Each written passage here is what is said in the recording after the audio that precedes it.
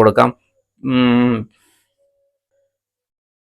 പിന്നെ വെണ്ടയ്ക്ക് വരുന്ന പ്രധാന രോഗം എന്ന് പറഞ്ഞു കഴിഞ്ഞാൽ ഇലചുരുട്ടിപ്പുഴുവാണ്. ഇലചുരുട്ടിപ്പുഴു നമ്മൾ സ്റ്റാർട്ടിങ് സ്റ്റേജിൽ തന്നെ ചുരുണ്ടു വരുന്ന ഇലയൊക്കെ നമ്മൾ പിച്ചി എടുത്തിട്ട് ഒരു കുഴിയിലിട്ട് മൂടി നശിപ്പിക്കുക.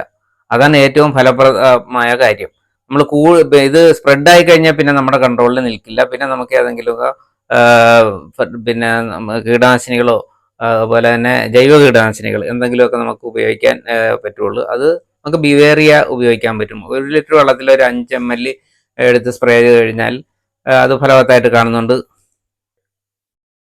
പിന്നെ നമുക്ക് ചെയ്യാൻ പറ്റിയെന്ന് പറഞ്ഞാൽ 20 ഗ്രാം പിന്നെ വെളുത്തുള്ളി എടുത്ത് ചതച്ചെടുക്കുക, ഒരു 10 ml വേപ്പെണ്ണ എടുക്കുക, ഒരു 10 ഗ്രാം സോപ്പ്, ഇതെല്ലാം നല്ലപോലെ അലിയിച്ചിട്ട് ഒന്നിച്ചെടുത്ത് 1 ലിറ്റർ വെള്ളത്തിൽ സ്പ്രേ ചെയ്ത് കൊടുത്താൽ മാറും. ഇതെല്ലാവർക്കും അറിയാവുന്ന കാര്യങ്ങളാണല്ലോ. പിന്നെ വെള്ളീച്ചയുടെ ആക്രമണം